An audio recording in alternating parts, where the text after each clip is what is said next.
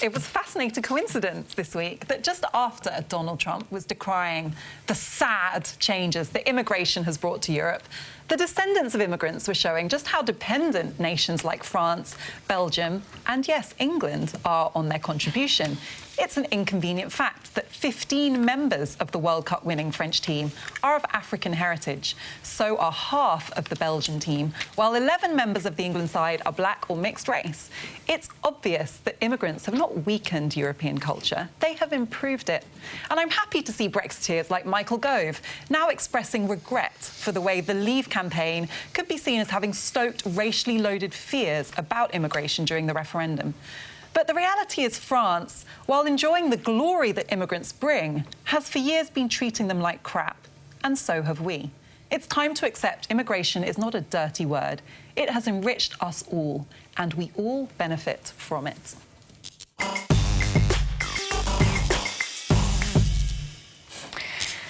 So if we say that Brexit, if we kind of agree that Brexit has divided people a lot, I would say that the World Cup has significantly reunited us.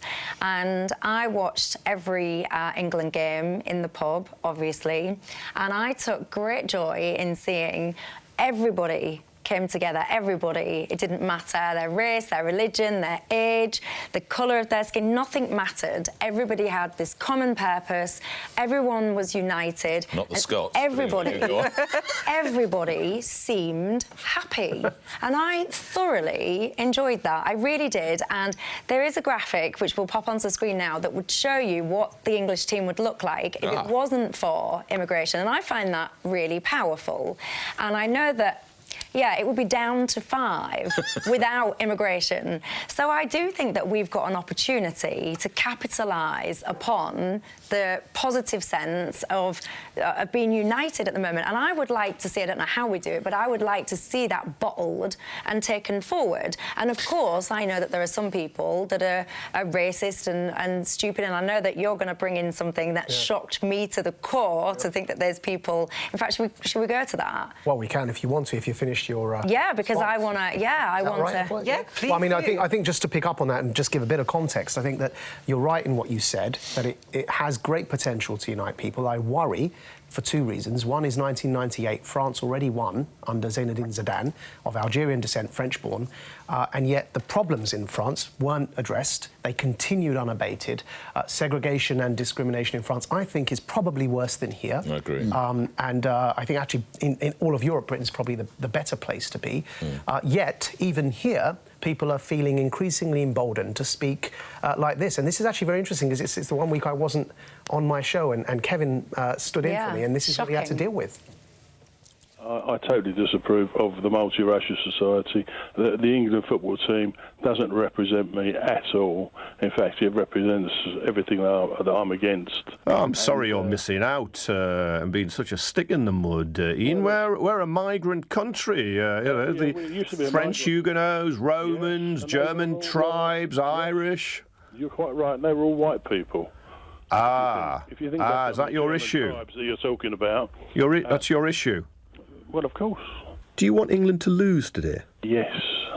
What, because you're so obsessed by race and your bigotry and your prejudice is so poisonous, you want England to lose? I just I hate seeing my country destroyed by multiracialism. So I've had people... So I was asked, would he have said that if you were on air, and it was because it's my show, and would he have said that to me directly? I have had people say that to me on air. Completely unabashed, unembarrassed of their bigotry. And so just to conclude, I think there are people that feel emboldened. We do need to definitely capitalise on this and turn it into something. France failed to do that. Do you know how, though? Because the second thing, very quickly, the last point I say is there is a danger that it's just reflected in sport. I also want to see that kind of diversity across all sectors, and increasingly so. We are getting there in Britain, but there is a danger if it's only in sport that, of course, it reinforces also certain stereotypes. I think, and just before bringing the others in, I agree with you, Michelle, and I think that it is sport. Can I have that on tape? Sport, we agree on this, and it's good to hear you as well, kind of talking about how unifying that moment is, because that's what sport can do. And I agree with Majid as well that this is useful if you can capitalise on it to change perceptions. And for me, what I would like to see is this cognitive dissonance between us embracing, for example, the contribution that black people and mixed-race British people are making to football with wider attitudes. So 1/4 of British people currently admit to being racist. This is people self-defining in a poll last year.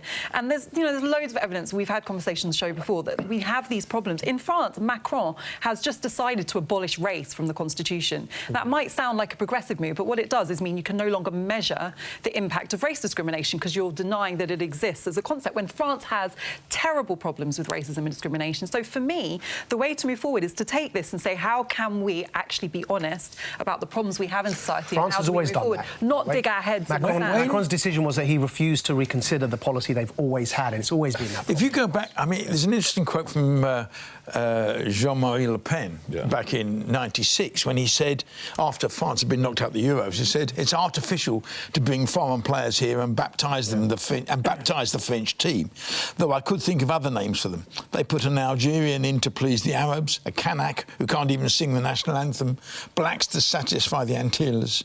None of them has any place in a French team. Now, if you then looked at what happened in the Champs-Élysées on Sunday night, you'd have thought, forget, Now, I agree, it was such a massive celebration. Now, I agree with you, whether that has a long-term impact on France, I don't know. I don't know. I've always thought that France is a more racist society than well, the film Britain is. It's a great film that depicts a lot of life in the suburbs in France. France and Paris is a lot more segregated than London.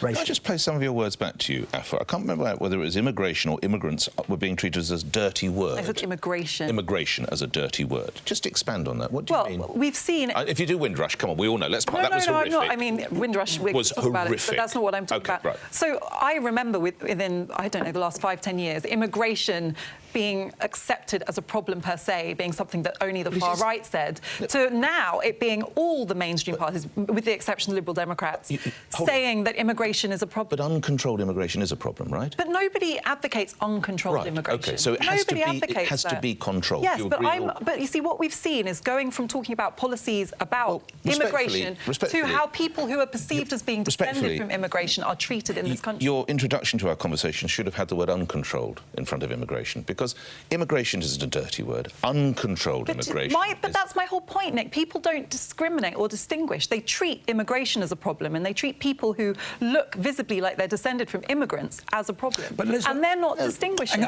The figures we came up with just now, was that 25% of people identified themselves as racist. That means 75% don't. That means 75% don't. Now, I don't think that's where we were 20-odd years ago. No, 20 years ago. And I think it would have been the other way around. And I think sport has changed it, because I remember going to Chelsea in the days when they used to boo black players and throw bananas on the pitch. And suddenly they realised that their best players were black players. Can I just following on from what Nick's saying? This is from Romelu Lukaku, who's a Belgian striker, and he said this, and this reminds me of something that happened in Britain as well. He said, when things were going well, he's talking about for him, I was reading newspaper articles and they were calling me Romelu Lukaku, the Belgian striker. When things weren't going well, they were calling me Romelu Lukaku, the Belgian striker of Congolese descent. If you don't like the way I play, that's fine, but I was born here, I'm Belgian. And you know what that reminds me of? Mo Farah, who's our great British hero. As soon as there was a controversy about his coach, he suddenly became Somali-born Mo Farah. We do that. It's in our subconscious. Do you know the racial origin of all the English players? No, because they're British. Yes, they're British. Exactly. That's what I mean. I don't think anyone knows. That's right. A lot of them are mixed race, which the largest growing minority group in Britain, or ethnic minority group, is mixed race.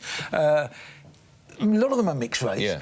I have no idea. I know which teams they play for, but I have no idea what their there was, for example, origins. I read a study about Jessica Ennis and Mo Farah, right? They both have African heritage, right? Oh, right, I didn't know. Jess Ennis's father is of Jamaican heritage. Yeah. So it was really interesting that when Jess Ennis is described in the press, she's always talked about as Sheffield girl, which makes her sound very English and kind of... Mo Farah is always talked about as of Somali heritage, even though he's always British. And the way that language these students at Manchester it University. reinforces- You're seeing slight where there is. I know what you're talking about on the radio. It reinforces these perceptions about immigrants being something that is bad. The reaction to the Windrush scandal was heartening, though, because actually everyone was agreed. I think Sajid Javid played a blinder. And there is hope. I want to say that when I was, I'm slightly older than you, I think, Afua. When I was young, we would have to leave games 15 minutes before the final whistle because we would be beaten up by our own fans if we were seen in... What team was that? Of your skin colour. Yeah, because so basically... Which team was that? Mainly the East London teams, right? So you're West Ham and, of course, Millwall and all of that. Okay. I grew up in Essex, and it was a terrible thing that no... Growing up in Essex is a terrible thing. And this is... I'm talking before the murder of Stephen Lawrence, right? No person of colour would want to be seen in the stadium 15 minutes prior to the final whistle. A lot of that has changed, and it's important to acknowledge that in the game, but also in the country.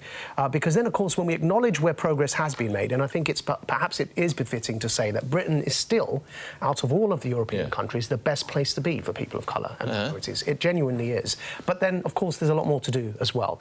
But I think it is important to acknowledge where progress is made, because then people take us seriously when we point to things that do need to be improved. But then, Afua, I just said to you, when we said 3/4 of people were not racist, and I said, don't you think that's a good thing? And you said, no. To me, it is a really good thing. A significant majority of people I think we spend a lot of time self-congratulating. In fact, when I wrote my books on this topic, and I was told... You were in a book? I was told that one reason people were hostile to me is because I didn't spend enough time praising Britain for how far we'd come from the days when people got beaten up every day because of the colour of their skin. Now, look, we have progressed, and I haven't experienced a world in which I get beaten up because I'm black, and that's good.